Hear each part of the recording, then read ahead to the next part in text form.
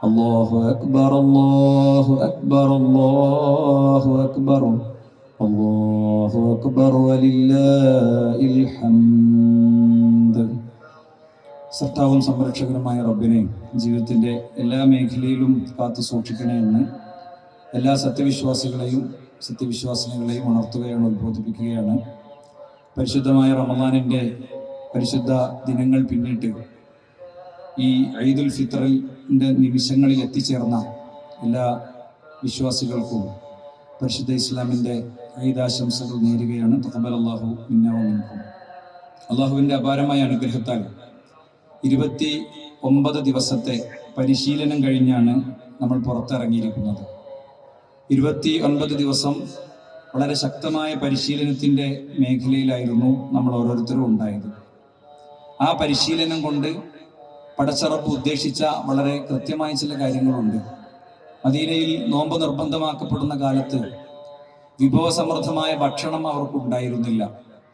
ഓരോരുത്തരും അത്താഴം കഴിച്ചിരുന്നതും നോമ്പ് തുറന്നിരുന്നതുമൊക്കെ അരച്ചുള്ള കാരക്ക മുറിച്ചെടുത്ത് അത് പരസ്പരം ഓഹരി വെച്ചിട്ടാണ്.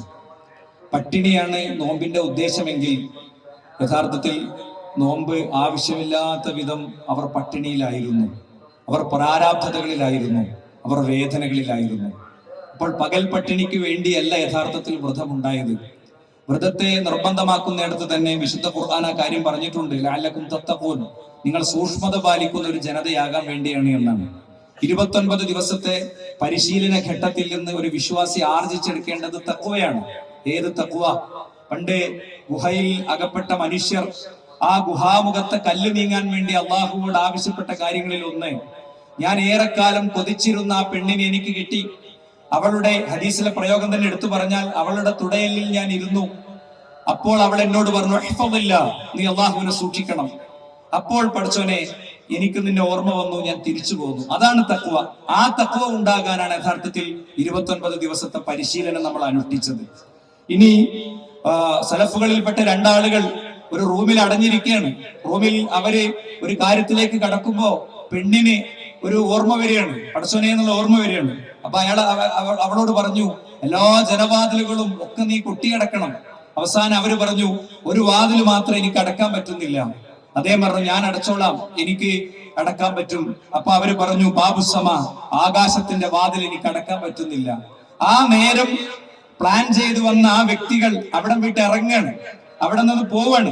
ആ തഖ്വയായിരുന്നു ഈ നോമ്പിലൂടെ നമ്മൾ പരിശീലിക്കേണ്ടത്. ജീവിതത്തിന്റെ എല്ലാ മേഖലയിലുമുണ്ട്. താങ്കളെ അതിക്രൂരമായി ദ്രോഹിക്കുകയും ആക്രമിക്കുകയും ചെയ്ത മനുഷ്യർ, യുദ്ധത്തിൽ അവരെ പരാജയപ്പെടുത്തിയതിന്റെ ശേഷം അവരെയുമായി പ്രവാചകൻ സല്ലല്ലാഹു അലൈഹി വസല്ലം തങ്ങൾ യുദ്ധ തടവുകാരെ, യുദ്ധത്തിന്റെ നടപടി എന്ന നിലയ്ക്ക് ഏത് കാലഘട്ടത്തിലുണ്ട്, ആ യുദ്ധ തടവുകാരെയും കൊണ്ട് പോരാണ്. ഇസ്ലാമിനെയും ഇസ്ലാമിലെ യുദ്ധങ്ങളെയും ഇസ്ലാമിന്റെ സമീപനങ്ങളെയും വലിച്ചു കീറുന്നവർ കേൾക്കാൻ വേണ്ടി കൂടി, അവരെ തിരുത്താൻ വേണ്ടി കൂടി ഞാൻ പറയട്ടെ, അള്ളാഹുവിന്റെ റസൂൽ സല്ലല്ലാഹു അലൈഹി വസല്ലം തങ്ങൾ ആ യുദ്ധ തടവുകാരെ കയ്യാമം വെച്ച് കൊണ്ടുവരുന്ന മനുഷ്യരെ കുറിച്ച് ഓർത്തപ്പോ ഒരുപാട് ഓർമ്മകൾ വന്നു. അവരുടെ മാതാപിതാക്കളെ, പ്രിയപ്പെട്ടവരെ, ബന്ധുക്കളെയൊക്കെ ക്രൂരമായി പീഡിപ്പിക്കുകയും അരുംകൊല നടത്തുകയും ചെയ്ത മനുഷ്യരെയാണ് കയ്യാമം വെച്ച് കൊണ്ടുവരുന്നത്. അതുകൊണ്ട് മുന്നിൽ നിന്ന് പ്രവാചകൻ ഉറക്കെ വിളിച്ചു പറഞ്ഞു, നിങ്ങൾ ബന്ദികളോട് മാന്യമായി മാത്രം പെരുമാറണം. അവരുടെ തഖ്വ അവിടെ പ്രത്യക്ഷപ്പെട്ടു. പ്രവാചകന്റെ ഒറ്റ വാചകം വന്നപ്പോ യാത്രാ വാഹനത്തിൽ കയറിയിരുന്ന അവരൊക്കെ അതിൽ നിന്ന് ഇറങ്ങി കയ്യാമം അഴിച്ചിട്ട് ഈ ബന്ദികളായ മനുഷ്യരെ, നടത്തിക്കൊണ്ടുവന്ന മനുഷ്യരെ നേരെ ആ യാത്രാ വാഹനങ്ങളിലേക്ക് കയറ്റി രാജാക്കന്മാരെ കൊണ്ടുവരുന്നത് പോലെ മദീനയിലേക്ക് അവരെ കൊണ്ടുവന്ന ചരിത്രമുണ്ട്. ജീവിതത്തിന്റെ ഏത് മേഖലയിൽ പ്രവർത്തിക്കുന്നവർക്കും സമ്പന്നമായ മാർഗദർശനമാണ് അള്ളാഹുവിന്റെ റസൂൽ സല്ലല്ലാഹു അലൈഹി വസല്ലം തങ്ങൾ നൽകിയത്. ഇനി നോക്കൂ നിങ്ങൾ, റമളാനിന്റെ പകലിൽ നമുക്ക് കുടിക്കാവുന്ന ശുദ്ധമായ വെള്ളമുണ്ടായിട്ട് ദാഹം ക്ഷമിച്ച് എല്ലാം സഹിച്ച് നമ്മൾ നിൽക്കുകയാണ് ചെയ്തത്. എങ്കിൽ റമളാനിന് ശേഷം നമ്മുടെ കച്ചവടത്തിലും നമ്മുടെ വ്യവഹാരങ്ങളിലൊക്കെ എങ്ങനെ നമുക്ക് അഴിമതിയും അതുപോലെ തന്നെ കൊള്ളലാഭമൊക്കെ എടുക്കാൻ പറ്റും? നോക്കൂ, പ്രവാചകൻ പറയാണ്, ഞാൻ വീട്ടിലേക്ക് വരും, അപ്പൊ അവിടെ ഫാജിദു തംറത സാഖിതതൻ, അവിടെ വീണ് കിടക്കണ കാരക്ക ഞാൻ കാണും. എനിക്ക് വിശപ്പുണ്ടാകും, എന്റെ അഹ്ലിന് വിശപ്പുണ്ടാകും. പക്ഷേ എന്റെ വീട്ടിൽ, എന്റെ കട്ടിലിന്റെ ചോട്ടിൽ വീണ് കിടക്കുന്ന ആ കാരക്ക അത് സകാത്തിന്റെ ഓഹരിയിൽപ്പെട്ടതാണോ എന്ന് ഭയന്നതുകൊണ്ട് ഞാൻ കഴിക്കാത്ത എത്രയോ സന്ദർഭങ്ങൾ ഉണ്ടായിട്ടുണ്ട്. സകാത്ത് റസൂലുള്ളാഹി സ്വല്ലല്ലാഹു അലൈഹി വസല്ലം തങ്ങൾക്ക് ഉപയോഗിക്കാൻ പറ്റില്ല, സ്വതക്ക മാത്രമേ ഉപയോഗിക്കാൻ പറ്റുള്ളൂ. നമ്മൾ വിചാരിക്കും അല്ലെ, പ്രവാചകൻ സല്ലല്ലാഹു അലൈഹി വസല്ലം തങ്ങളുടെ പേരക്കുട്ടികളെ ഹസൈൻ ഹുസൈൻ അവര് കാരൊക്കെ ചമക്കണത് കണ്ടപ്പോ പ്രവാചകൻ അത് തുപ്പാൻ പറയാണ്. വായിൽ വിരലിട്ടിട്ട് അത് തുപ്പുന്ന, അത് തോണ്ടിയെടുക്കുന്ന പ്രവാചകനെ നോക്കിയിട്ട് ഇതൊക്കെ കുറച്ച് ഏറെയാണെന്നല്ലേ നമ്മൾ പറയേണ്ടത്. റസൂലുള്ളാഹി സ്വല്ലല്ലാഹു അലൈഹി വസല്ലം തങ്ങൾ പിന്നെ സൂര്യോദയത്തിന്റെ പടിഞ്ഞാറിലെ സൂര്യോദയത്തിന്റെ അവസാന നിമിഷം വരെയുള്ള മനുഷ്യർക്ക് മാർഗദർശനമാണ് കൊടുക്കുന്നത്. നിങ്ങളുടെ റിയൽ എസ്റ്റേറ്റ് ബിസിനസ്സിൽ, നിങ്ങളുടെ ജോലിയിൽ, നിങ്ങളുടെ ശമ്പളത്തിൽ, നിങ്ങളുടെ കച്ചവടത്തിൽ, നിങ്ങളുടെ വ്യവഹാരത്തിൽ പാലിക്കേണ്ട ബാധ്യതയാണ് ഓർമ്മ വരേണ്ടത്. കച്ചവടം ഉറപ്പിക്കുമ്പോ ഹസന്റെയും ഹുസൈന്റെയും വായിൽ വിരലിട്ടിട്ട് ആ കാരൊക്കെ തോണ്ടിയെടുക്കണ പ്രവാചകൻ ഓർമ്മ വരണം. അത് ഹറാമാണെന്ന് ഉറപ്പില്ല, അത് സ്വതക്കയിൽപ്പെട്ടതല്ല, അതല്ലെങ്കിൽ അത് സക്കാത്തിൽപ്പെട്ടതാണോ എന്ന ഭയം മാത്രമായിരുന്നു റസൂലുള്ളാഹി സ്വല്ലല്ലാഹു അലൈഹി വസല്ലം തങ്ങളെ അതിലേക്ക് നയിച്ചത്. നോക്കൂ, നിങ്ങൾ സലഫുകൾ പറഞ്ഞു,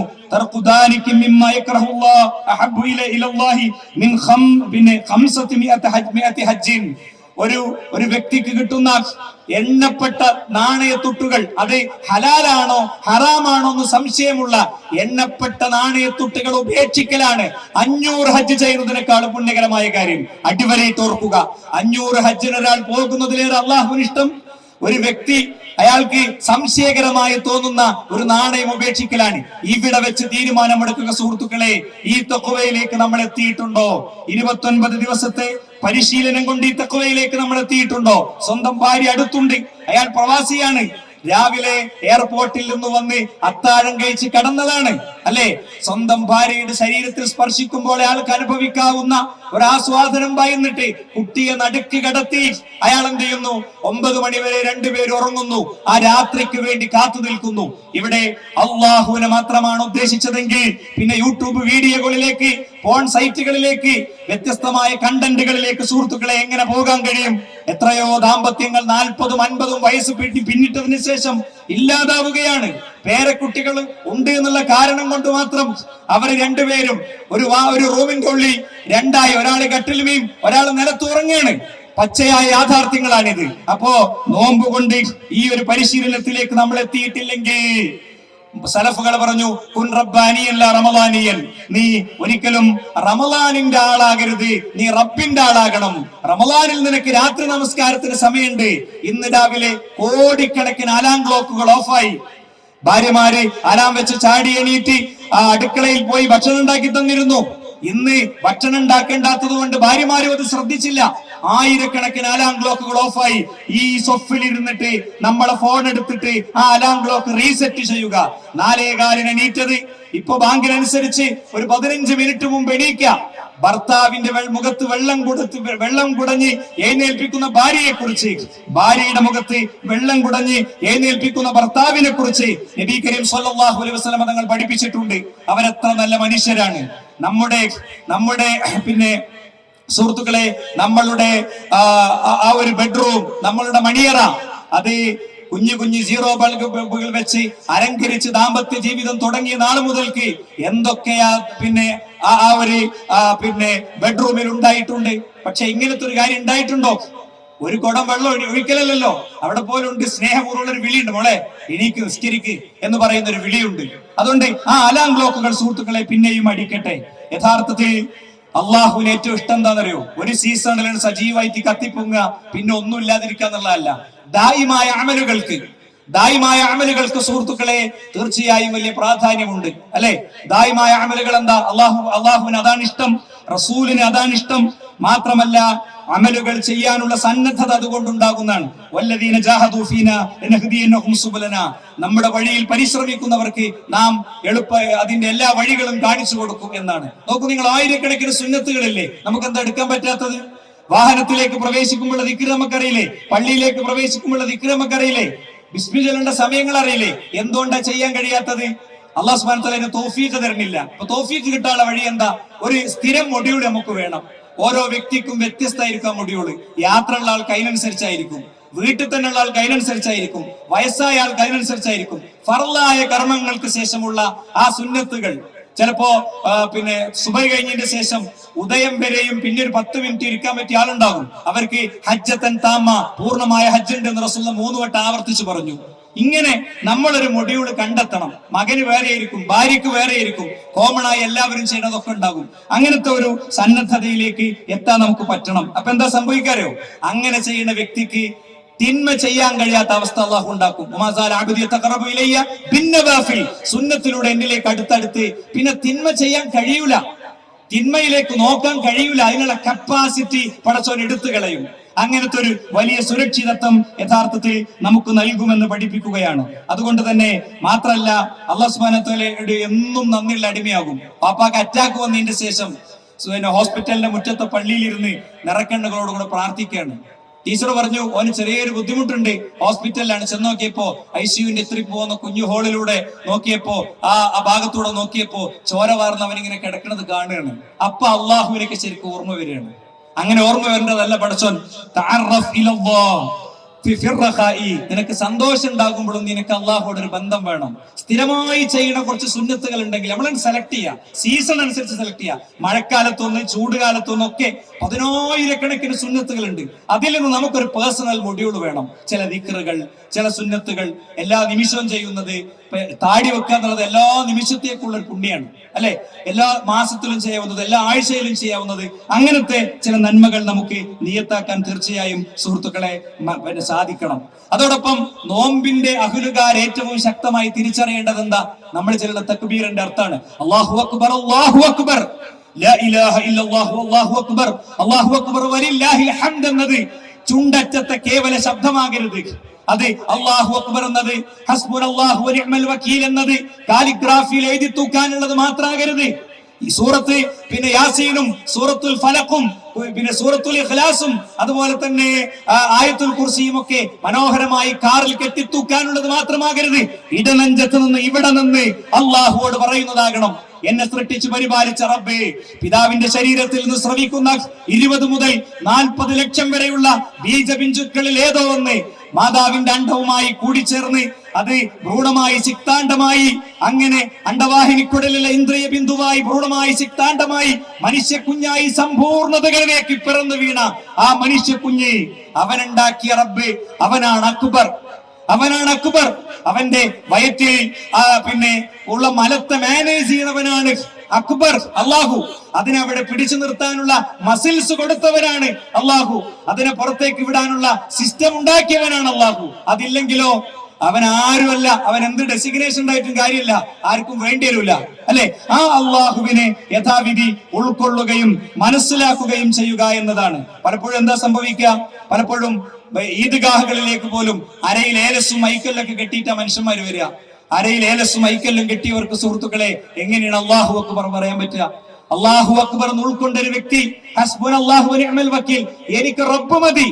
കത്തിയാളുന്ന തീകുണ്ടാരത്തിലേക്ക് പോയപ്പോ മഹാനായ ഇബ്രാഹിം നബി അലൈഹി സ്വലാം പറഞ്ഞ വാചകം, ഫറഔന്റെ കൊട്ടാരത്തിൽ മൂസ അലൈഹി സ്വലാം അതിജയിച്ച വാചകം, മഹാനായ പ്രവാചകൻ മക്കയിലെ ധിക്കാരികളായ മനുഷ്യർക്ക് മുന്നിൽ അതിജീവിച്ച വാചകം, ഇന്നും മനുഷ്യ ചരിത്രം അതിജീവിക്കുന്ന വാചകം.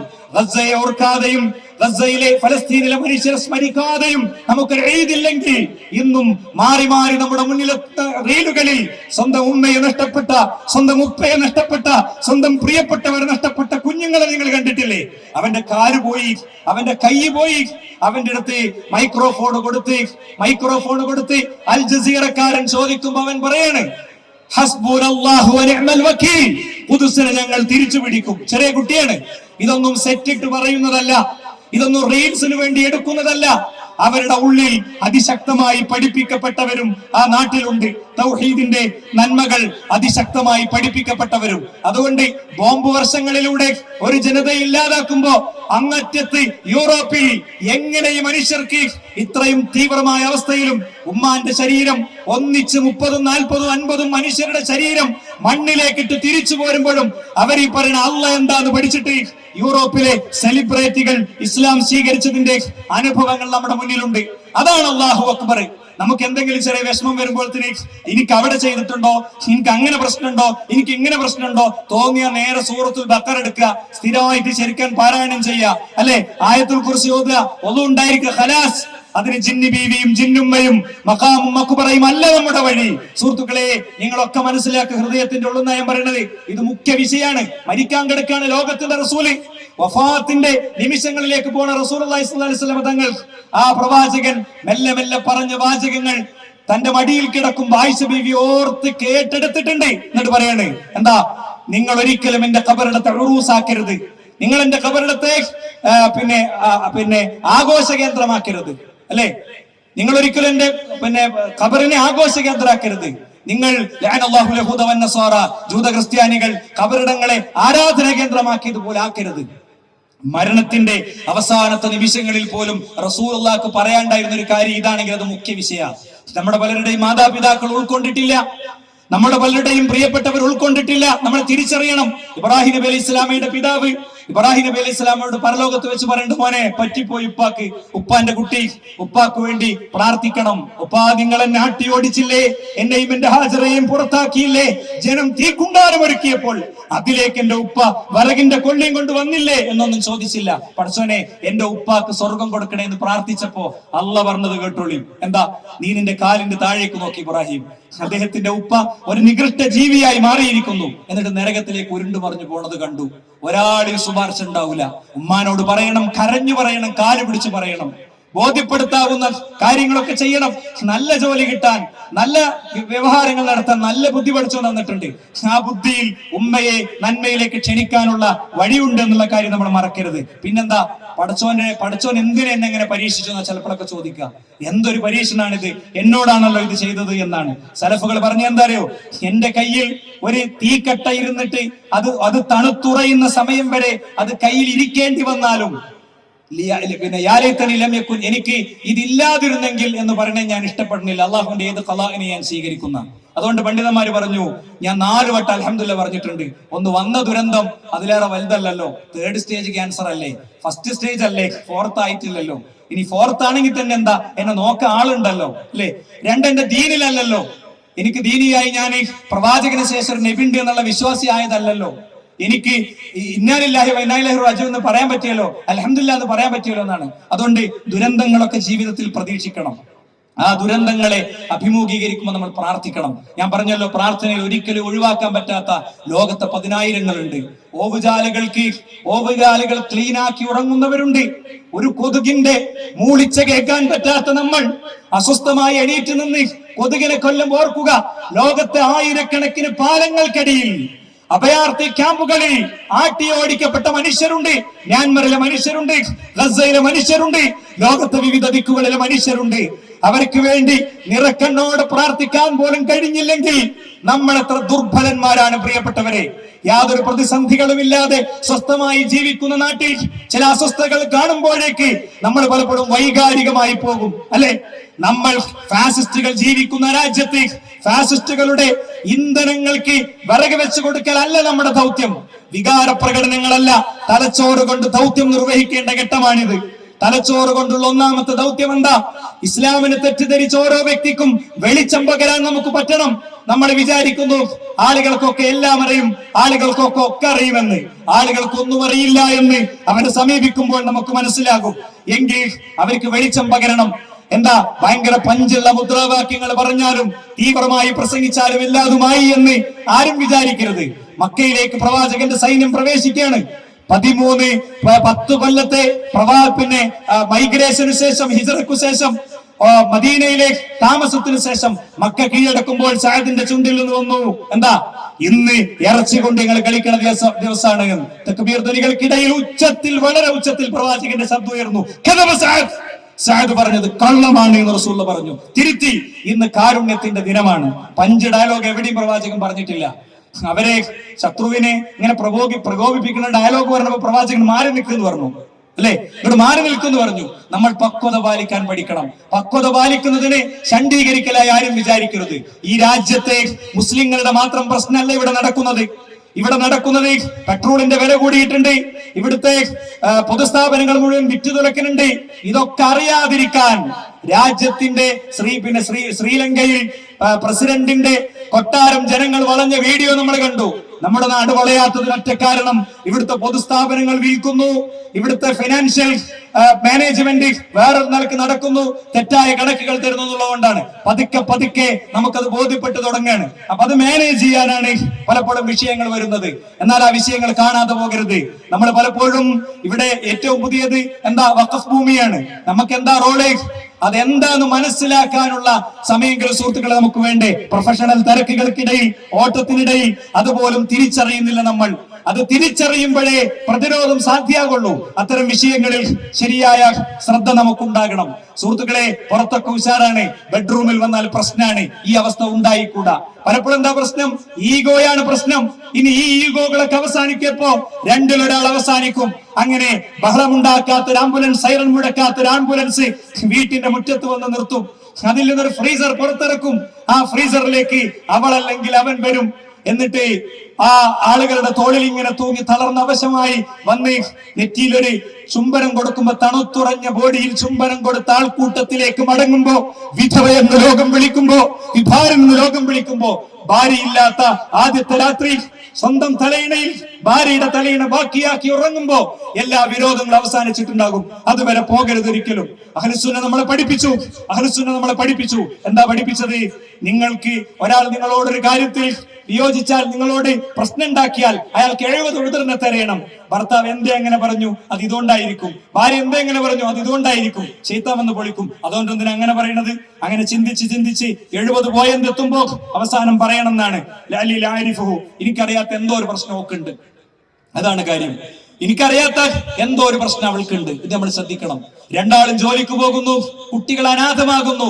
അവസാനം എക്സൈസിന്റെ വണ്ടി നമ്മുടെ വീട്ടിൽ വരുന്നു, മോന്റെ റൂമിൽ നിന്ന് MDMA പിടിക്കുന്നു. സുഹൃത്തുക്കളെ, പ്രതികളാണ് നമ്മൾ. ഒരു കുട്ടിയും പെടുന്നതിന് MDMA കാരനാകുന്നില്ല.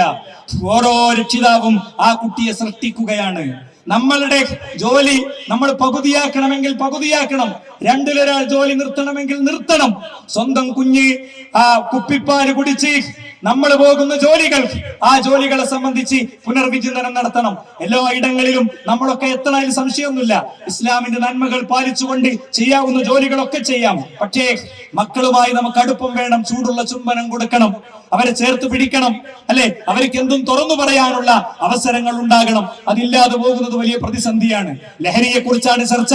ഇന്ന് ലഹരി എന്ന് പറയുന്നത് MDMA മാത്രം ചുരുങ്ങുകയാണ്, അല്ലെ? അതിന്റെയൊക്കെ അപ്പുറത്ത് BTS ലഹരിയാണ്. ഇൻസ്റ്റഗ്രാമിൽ ഒരുപാട് ലഹരികളുണ്ട്, ഒരുപാട് ലഹരിയുണ്ട്. എന്തൊക്കെ ഉണ്ട് എന്ന് പോലും അറിയില്ല. 2 റൂമുണ്ടെങ്കിൽ അപ്പുറത്തെ റൂമിലുള്ളത് അറിയാത്ത സ്ഥിതിയാണ് പലപ്പോഴും ഉള്ളത്. ആ സ്ഥിതി പോലെയാണ് മക്കളുടെയും നമ്മുടെയും ജീവിതം. പാരലായി 2 രേഖകളായി പോകുന്ന സാഹചര്യം യഥാർത്ഥത്തിലുണ്ട്. ഇത് നമ്മൾ ഓരോരുത്തരും ശരിയാമിതമറിഞ്ഞ് തിരുത്തേണ്ടതാണ്. കുടുംബ ബജറ്റിൽ കൈവെക്കണം. കുടുംബ ബജറ്റിൽ നമ്മളില്ലാത്തൊരു ദിവസം വന്നാലും കുടുംബത്തിന് പോകാവുന്ന അവസ്ഥകൾ ഉണ്ടാകണം. നോക്കൂ നിങ്ങൾ, കാനമിൻ അഹ്ലുസ്സുഫത്തി 70 റജുലൻ ലൈസ ലിവാഹിദിൻ മിൻഹും റിദാ. 70 ചില്ലാനും പ്രവാചകന്റെ സ്വഹാബിമാർക്ക് ഒറ്റ തുണിയില്ലാത്തവരുണ്ടായിരുന്നു. അവർക്ക് ഒന്ന് കുനിയുമ്പോ അവരുടെ ലൈംഗികാവയവങ്ങൾ കാണുന്നുള്ളത് കൊണ്ട് പെണ്ണുങ്ങളോട് പതുക്കെ എണീക്കാൻ പറയുന്ന അവസ്ഥ ഉണ്ടായിരുന്നു. അവര് നോറ്റ നോമ്പും അവര് അനുഷ്ഠിച്ച പെരുന്നാളും ആഘോഷിക്കുന്നവരാണ് നമ്മൾ. നമ്മളെ ബിസിനസ്സുകളിലെ വലിയ കണ്ണ് കണ്ട് അവിടുന്ന് പലിശക്ക് വാങ്ങി, ഇവിടുന്ന് കടം വാങ്ങി ഒക്കെ നിക്ഷേപിച്ചു പോകുമ്പോ കടക്കാരനായി മരിച്ചാൽ മുത്ത് റസൂലുള്ളാഹി ഉണ്ടെങ്കിൽ നിസ്കരിക്കൂല. 1 ദിർഹം മാത്രം കടമുള്ള വ്യക്തിക്ക് വേണ്ടി നിസ്കരിച്ചില്ല പ്രവാചകൻ. അദ്ദേഹത്തിന്റെ കൂട്ടുകാരൻ അത് ഏറ്റെടുത്തപ്പോ അടുത്ത ദിവസം റസൂൽ ചോദിക്കുന്നുണ്ട്, നീ അത് കൊടുത്തോ? നബി, ഇന്നലെ വൈകുന്നേരല്ലേ, ഞാൻ അന്ന് കൊടുത്തോളാം, അടുത്ത ദിവസം വീണ്ടും കൊടുക്ക. അപ്പോഴാ പറയണത്, ഏറ്റെടുത്തോണ്ട് തീരൂല, പിന്നെ കൊടുത്ത് വീട്ടിയാലേ പ്രിയപ്പെട്ടവരെ തീരുകയുള്ളൂ. 6 നോമ്പുകളുണ്ട് ഇതിന്റെ ശേഷം. ആ 6 നോമ്പുകളും നോൽക്കുന്ന വ്യക്തിക്ക് 1 വർഷം മുഴുവൻ നോറ്റ പുണ്യുണ്ട് എന്നാണ്. അതുണ്ട് എന്ന് പലപ്പോഴും അറിയാം, പക്ഷെ നോൽക്കലില്ല. അതിന് കുടുംബം ഒന്നിച്ച് പ്ലാൻ ഉണ്ടാക്കണം. നോമ്പ് എങ്ങനെയാണ് നോറ്റത്, അതേപോലെ ഒന്നിച്ച് പ്ലാൻ ഉണ്ടാക്കി വാപ്പാക്കുമാക്ക് എല്ലാവർക്കും. മക്കളൊക്കെ ചിലപ്പോൾ വേറെവിടെങ്കിലേക്ക് കയറും, അവരെ വിളിക്കണം. ഹോസ്റ്റലിൽ ഉമ്മാന്റെ കുട്ടി ഉപ്പാന്റെ കുട്ടി നോമ്പ് നിൽക്കണം. ഫുള്ള് 1 വർഷം നോറ്റ കൂലിയാണ്. ഇങ്ങനെയൊക്കെ പാരന്റിങ് നടത്തിയാലേ നമ്മൾ രക്ഷപ്പെടുകയുള്ളൂ. അവസാനിപ്പിക്കുമ്പോൾ ഞാൻ പറയുന്നു, പ്രിയപ്പെട്ടവരെ, ഇന്നത്തെ ദിവസം ഫോണിൽ തോണ്ടിയിരിക്കുന്ന ഒരു ദിവസം ആകരുത്. പലപ്പോഴും വൈകല്യങ്ങൾ ഉള്ളവരുണ്ട്, ഡിസേബിലിറ്റി ഉള്ളവരുണ്ട്, വീട്ടിൽ നിന്ന് അനങ്ങാൻ കഴിയാത്തവരുണ്ട്. അവരൊക്കെ ഒന്ന് പുറത്തേക്ക് കൊണ്ടുപോകണം. നമ്മുടെ കുടുംബത്തിൽ അവരോട് ചോദിക്കണം, നിങ്ങൾക്ക് എവിടെയെങ്കിലുമൊക്കെ പോകാൻ താല്പര്യമുണ്ടോ? രോഗികളായ മാതാപിതാക്കളുണ്ട്, മരണം കാത്ത് ബെഡുകളിൽ കഴിയുന്നവരുണ്ട്, പാലിയേറ്റീവ് മെഡിസിൻ കൊടുത്ത് രാപ്പറുതികളെ അതിജീവിക്കുന്നവരുണ്ട്. അവർക്കൊക്കെ നമ്മുടെ ഒരു വിളിയെങ്കിലും പോകണം, അന്വേഷണം പോകണം. വാട്സപ്പിലെ സ്റ്റിക്കറുകൾ മാത്രമായി ഇന്നത്തെ ദിവസം ചുരുങ്ങരുത് എന്ന കാര്യം ഞാൻ ഓർമ്മിപ്പിക്കുകയാണ്. നമ്മളെ ഒരുപാട് പ്രതിസന്ധികളിലൂടെയാണ് കടന്നു പോണത്. പ്രത്യേകിച്ച് ലഹരിയും അനുബന്ധങ്ങളുമാണ് ഇന്നത്തെ പ്രതിസന്ധി. എല്ലാവരും പ്രശ്നത്തെ കുറിച്ച് മാത്രമാണ് സംസാരിക്കുന്നത്. പരിഹാരമുണ്ട് പ്രിയപ്പെട്ടവരെ. നമ്മളൊക്കെ കൺമുന്നിൽ കണ്ട ഒരുപാട് കാര്യങ്ങളുണ്ട്. കഴിഞ്ഞ വർഷം ഞാന് ഡൽഹിയിൽ പോയപ്പോ സ്റ്റുഡൻസിന്റെ പ്രോഗ്രാമിന് പങ്കെടുക്കാൻ പോയപ്പോ വിഖ്യാതമായ ഒരു ക്യാമ്പസിന്റെ ഹോസ്റ്റലിലെത്തിയപ്പോ അവിടെ ഗർഭ നിരോധന മെറ്റീരിയലുകൾ ഇങ്ങനെ ഡിസ്പോസിബിൾ ഗ്ലാസ് ഉപേക്ഷിക്കുന്നത് പോലെ ഉപേക്ഷിച്ചത് കണ്ടു. അതേ ക്യാമ്പസിലാണ് അവിടുത്തെ കുട്ടികളെ നേർവഴിയിലേക്ക് വിളിക്കുന്ന ആളുകൾ ഉണ്ടാകുന്നത് അല്ലെ. ഒരു ക്യാമ്പസിൽ ചെന്നപ്പോ ഒരു പയ്യന്റെ മുസല്ല അവന്റെ പെട്ടിന്റെ മേലുണ്ട്. അപ്പൊ നമ്മൾ ചോദിച്ചു, മോനെ ജമാഅത്തിന് പോലില്ലേ? ഇവിടുന്ന് സുന്നത്ത് നിസ്കരിക്കും, പള്ളിയിൽ പോയി ജമാഅത്ത് നിസ്കരിക്കും. കണ്ടകളെ പബ്ലിക് എക്സാം കഴിഞ്ഞിന്റെ ഫീലിംഗ് തീർത്തതാണ്. ഒന്നിച്ച് വെള്ളടിച്ചണി കിടക്കണേ. ഇവിടെ ഞാൻ മരിച്ചാൽ എന്തായിരിക്കും എന്റെ അവസ്ഥ? ഇവിടെ റഹ്മത്തിന്റെ മലക്ക് വരൂ. ഇങ്ങനെ ചിന്തിക്കുന്നവരുണ്ടാകുന്നത് വാപ്പ മോണിറ്റർ ചെയ്തുകൊണ്ടല്ല, മറിച്ച് ഹൃദയത്തിന്റെ ഉള്ളിൽ ഒരു പാസ്വേഡ് സെറ്റ് ചെയ്യണം. അള്ളാഹ് എന്നുള്ള പാസ്വേഡ്. ഞാൻ എന്റെ തുടക്കത്തിൽ പറഞ്ഞ തഖ്വ എന്നുള്ള പാസ്വേഡ് ഉണ്ടല്ലോ, അതുണ്ടെങ്കിൽ ഒരു പ്രശ്നമല്ല. അതിന് നമ്മളെ മക്കൾക്ക് ശരിയായ മതവിദ്യാഭ്യാസം കൊടുക്കണം. ഭൗതിക വിദ്യാഭ്യാസത്തിന്റെ പ്രമത്തതയിൽ പലപ്പോഴും നടക്കണില്ല. എല്ലായിലേക്കും പോകണം. ഡോക്ടർ, എഞ്ചിനീയർ എന്നുള്ളത് നമ്മൾ ഗൈഡ് ചെയ്ത ഒന്നായിരുന്നു. ബ്യൂറോക്രസിയാണ് എല്ലാം തീരുമാനിക്കുന്നത്. IAS എത്തണം, IPS എത്തണം, IFS എത്തണം, എല്ലാറ്റിലേക്കും എത്തണം. അതോടൊപ്പം അതേ കനത്തിൽ മതം പഠിക്കണം, അറബി ഗ്രന്ഥങ്ങൾ വായിക്കണം. അങ്ങനത്തെ ആയിരക്കണക്കിന് പ്രൊഫഷണലുകളെ ഉണ്ടാക്കാൻ ഈ കൂട്ടായ്മയ്ക്ക് ഇന്ന് പറ്റിയിട്ടുണ്ട്. അവര് പണ്ഡിതന്മാര് പറയുന്നത് അങ്ങനെ വിഴുങ്ങലല്ല. അവര് ബിരുദത്തിലെടുത്തു നോക്കും. തലയിൽ നല്ല ബുദ്ധിയുണ്ട്, ഉപയോഗിച്ച് പഠിച്ച് നമ്മള് കാര്യങ്ങളുമായി മുന്നോട്ട് പോകാൻ പ്രിയപ്പെട്ടവരെ നമുക്ക് സാധിക്കണം. അങ്ങനെ മുന്നേറുന്ന ഒരു ജനതയെ ഒരു ഫാസിസ്റ്റിനും പരാജയപ്പെടുത്താൻ കഴിയില്ല. അധർമ്മകാരികളായ ധിക്കാരികളായ ചക്രവർത്തിമാരുടെ ചരിത്രം ഹിറ്റ്ലറിൽ നിന്ന് പഠിക്കണം നമ്മൾ. എല്ലാ തെറ്റായ വാർത്തകളും പ്രചരിപ്പിച്ച് അധികാരം പിടിച്ചവൻ തന്റെ കൊട്ടാരത്തിന്റെ ചുറ്റും 17 ലക്ഷം മനുഷ്യർ കല്ലും പിടിച്ച് കല്ലെറിയാൻ കാത്തു നിൽക്കുന്നു എന്ന് കണ്ടപ്പോ അവനെ തന്റെ കാമുകിക്ക് ഒരു വെടിയുണ്ട കൊടുത്ത്, തന്റെ പട്ടിക്ക് മറ്റൊരു വെടിയുണ്ട കൊടുത്ത്, ഇവിടെ പോയിന്റ് ബ്ലാങ്കിൽ ഇങ്ങനെ ചേർത്ത് വെച്ച് ഒരു വെടിയുണ്ട കൊണ്ട് അവസാനിച്ചുവെങ്കിൽ ഏകഛത്രാധിപതികളുടെ ചരിത്രത്തിന് അത്രേ സൗന്ദര്യമുള്ളൂ എന്ന് നമ്മൾ മനസ്സിലാക്കുക. പക്ഷെ ക്ഷമിക്കണം, സാമൂഹികമായ മുന്നേറ്റങ്ങൾ ഉണ്ടാക്കണം. മുസ്ലിങ്ങൾ എല്ലാവരും കൂടി മുദ്രാവാക്യം വിളിച്ച ആവൂല. ഇന്ത്യ എങ്ങനെ മോചിപ്പിച്ചോ ആ മോചനത്തിന്റെ അതേ രീതി എല്ലാവരും കൂടി ഒന്നിച്ചു നിന്ന് കാര്യങ്ങളെ ഏറ്റെടുക്കുന്ന അവസ്ഥ വേണം. നിരാശ ഒട്ടും ഉണ്ടാകരുത്. പ്രവാചകന് നിരാശ ഉണ്ടായിട്ടില്ല. ഹന്തക്കിന്റെ കിടങ്ങ് കുഴിക്കുമ്പോ കല്ല് കണ്ടപ്പോ ശത്രുവിന് മദീനയിലെ പോപ്പുലേഷനേക്കാളും വലിയ ജനസംഖ്യയാണ് സൈന്യമായി വരുന്നത് എന്ന് പറഞ്ഞപ്പോഴാ കിടങ്ങൊഴിക്കാൻ പോയത്. ആ കിടങ്ങിലെ കല്ല് കണ്ടപ്പോ അള്ളാഹുവിന്റെ റസൂൽ ഒറ്റക്കേറ്റെടുത്ത് ഒറ്റടി കൊടുത്തു. എന്നിട്ട് പറയാ, ഞാൻ കിസ്രയുടെ കൊട്ടാരങ്ങൾ നമുക്ക് കീഴടങ്ങുന്നത് ഈ അഗ്നിസ്ഫുലിംഗങ്ങളിൽ കല്ലിൽ തട്ടിത്തെറിച്ച ഈ തീനാളങ്ങളിൽ കണ്ടു. യമനിന്റെ അധികാരം ഞാൻ കണ്ടു. വയറൊട്ടി കല്ല് വെച്ച മനുഷ്യരോട് ഇത് പറഞ്ഞെങ്കിൽ അതിൽ നമുക്ക് സന്ദേശമുണ്ട്. ആ സന്ദേശങ്ങളെ ഏറ്റെടുക്കുക.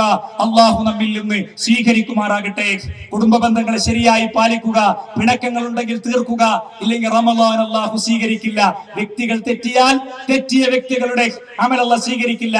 പ്രൊഫഷണൽ ഈഗോസ്, വർക്കിംഗ് സ്റ്റേഷനിലെ ക്ലാഷുകൾ, നമ്മുടെ ബിസിനസ്സിലെ പ്രശ്നങ്ങൾ, സലാം പറയാ. ഇന്നത്തെ ഒറ്റ സന്ദർശനം, ഒരു കെട്ടിപ്പിടുത്തം, ഖലാസ്. ഡോക്ടറെ, ഈ വിരലിനൊരു തരിപ്പുണ്ട്, ഇതെന്താ മാറുക അല്ലേ? അപ്പോഴും കിട്ടിയതിലെ മൊത്തം സ്ട്രോക്ക് മാറിയതിലെ സന്തോഷമല്ല. അതുകൊണ്ട് തിരുത്ത നമ്മള് ഓരോരുത്തരും ശരിയാ വിധം ഉൾക്കൊള്ളുക. അള്ളാഹു നമ്മിൽ നിന്ന് സ്വീകരിക്കുമാറാകട്ടെ. അവന്റെ മുഖ്ലിസീങ്ങളിൽ ഉൾപ്പെടുത്തുമാറാകട്ടെ. ലാ ഇലാഹ ഇല്ലല്ലാഹുവിന്റെ വഴിയിൽ സഞ്ചരിച്ച് കലിമത്ത് തൗഹീദ് ഉൾക്കൊണ്ട് മരിക്കാനുള്ള തൗഫീഖ് അള്ളാഹു നൽകുമാറാകട്ടെ. കുഞ്ഞു പ്രായത്തിൽ മക്കളെ അനാഥരാക്കി നമ്മൾ വീട് പിരിയുന്ന ആ വിഷമത്തിൽ നിന്നും അള്ളാഹു നമ്മളെ കാത്തുരക്ഷിക്കുമാറാകട്ടെ. അപകട മരണങ്ങളിൽ നിന്നും മഹാരോഗങ്ങളിൽ നിന്നും അള്ളാഹു നമ്മെ കാത്തുരക്ഷിക്കുമാറാകട്ടെ. ഹലാലായ സമ്പാദ്യം മാത്രം കഴിക്കാനുള്ള തൗഫീഖിന് അള്ളാഹു നൽകുമാറാകട്ടെ. അങ്ങ് ഗസയിലും ലോകത്തെ വിവിധ ദിക്കുകളിലും ഭർത്താക്കന്മാരെ നഷ്ടപ്പെട്ട് മക്കളെ വളർത്തുന്നത് എങ്ങനെയെന്നറിയാത്ത വിധവകളുണ്ട്. അവർക്ക് അള്ളാഹു ഉള്ളിന്റെ ഉള്ളിൽ തൗഹീദിന്റെ കരുത്തിനെ അവർക്ക് അല്ലാഹു പ്രദാനം ചെയ്യുമാറാകട്ടെ. വിവേകമുള്ള നേതൃത്വങ്ങളെ അവർക്ക് അല്ലാഹു കൊടുക്കുമാറാകട്ടെ. വിചാരമുള്ള നേതൃത്വങ്ങളെ അല്ലാഹു അവർക്ക് കൊടുക്കുമാറാകട്ടെ. ദീനി ചിന്തിക്കുന്ന നേതൃത്വങ്ങളെ അല്ലാഹു അവർക്ക് കൊടുക്കുമാറാകട്ടെ. തന്റെ മാതാപിതാക്കളെ നഷ്ടപ്പെട്ട് അവരുടെ മൃതശരീരവുമായി അടക്കാൻ പോകുന്ന കുഞ്ഞിനെ വെടിയുണ്ട കൊണ്ട് വെടിവെച്ചു കൊല്ലുന്നവൻ സമാധാന സംരക്ഷകനും, തിരിച്ച് മാതാവിനെ ബലാത്സംഗം ചെയ്തവനെ തിരിച്ച് കല്ലെറിയുന്നവനെ തീവ്രവാദിയുമാക്കി മാറ്റുന്ന ലോകത്തിന്റെ മറിമായങ്ങളെ തുറന്നു കാണിക്കുന്ന സംഭവങ്ങളെ, നിമിഷങ്ങളെ അല്ലാഹു സുബ്ഹാനഹു വ തആല ഉണ്ടാക്കുമാറാകട്ടെ. നമ്മുടെയൊക്കെ വീടുകളിൽ വിഷമം അനുഭവിച്ച് കഴിയുന്ന, ഈദ് മുസല്ലയിലേക്ക് വരാൻ പറ്റാത്ത, റമദാനിൽ നോമ്പനുഷ്ഠിക്കാൻ പറ്റാത്തവരൊക്കെ ഉണ്ട്. അവർക്കൊക്കെ അല്ലാഹു അവരുടെ വിഷമങ്ങൾക്ക് പരിഹാരം ഉണ്ടാക്കി കൊടുക്കുമാറാകട്ടെ. ഈദിൽ നമ്മളോടൊപ്പം ഉണ്ടാകേണ്ട പലരും ഇല്ല. അലിഹാജി ഇവിടെ ഉണ്ടാകേണ്ട ഒരു വ്യക്തിയാണ്. ഈ സൊഫയിൽ ഇവിടെ ഒന്നാമതിരിക്കേണ്ട ആളാണ്. അദ്ദേഹം ഖബറിലാണ്. അല്ലാഹു അവരുടെയൊക്കെ ഖബറിടങ്ങളെ വിശാലമാക്കി കൊടുക്കുമാറാകട്ടെ. അതുകൊണ്ട് ഉസ്താദ് ഹാരിസ് മൗലവി രോഗത്തിന്റെ ചികിത്സ ഇങ്ങനെ പൂർത്തീകരിച്ചു വരികയാണ്. അടുത്ത വെള്ളിയാഴ്ച തൊട്ടടുത്ത ദിവസങ്ങളിലൊക്കെ അദ്ദേഹത്തിന് ഖുതുബ നിർവഹിക്കാൻ കഴിയുമെന്ന് നമ്മൾ വിചാരിക്കുന്നു. ഈ ഖുതുബ അദ്ദേഹം തന്നെ നിർവഹിക്കുന്ന ഒരു കാര്യമൊക്കെ നമ്മൾ ചിന്തിച്ചിരുന്നു. നമ്മുടെയൊക്കെ പ്രാർത്ഥന കൊണ്ട് അല്ലെ അദ്ദേഹത്തിന് വലിയ നിലക്ക് അതിൽ നിന്നൊക്കെ മോചനം കിട്ടി. അള്ളാഹു പൂർത്തീകരിച്ചു കൊടുക്കുമാറാകട്ടെ. നമ്മുടെ വേറെയും സുഹൃത്തുക്കളുണ്ട്. അവർക്കൊക്കെ അള്ളാഹു അവരുടെ രോഗങ്ങളിൽ നിന്ന് ശമനത്തെ കൊടുക്കുമാറാകട്ടെ. ഒരു മാലയിൽ കോർത്ത മുത്തുകളെ പോലെ ഒന്നിച്ചു നിൽക്കാൻ പറ്റുമാറാകട്ടെ. വിയോജിപ്പുകളൊക്കെ വിയോജിപ്പുകളായി കണ്ട് തന്നെ ഒന്നിക്കേണ്ട എല്ലാ പോയിന്റിലും മുസ്ലിം ഉമ്മത്തിന് ഒന്നിക്കാൻ പറ്റുമാറാകട്ടെ. നമ്മുടെ നാട്ടിലെ മനുഷ്യരുടെ ഏക മനസ്സ് ഈ വിഷയത്തിലൊക്കെ നമുക്ക് അനുകൂലമായി കിട്ടുമാറാകട്ടെ. അല്ലാഹുമ്മ ഗ്ഫിർ ലിൽ മുഅ്മിനീന വൽ മുഅ്മിനാത്ത്, അല്ലാഹുമ്മ അഇസ്ൽ ഇസ്ലാം വൽ മുസ്ലിമീൻ വദിൽ ശർക വൽ മുശ്രിക്കീൻ. ആമീൻ ആമീൻ ബിറഹ്മതിക യാ അർഹമർ റഹീമീൻ. വൽഹംദുലില്ലാഹി റബ്ബിൽ ആലമീൻ. വസല്ലല്ലാഹു അലാ മുഹമ്മദ്.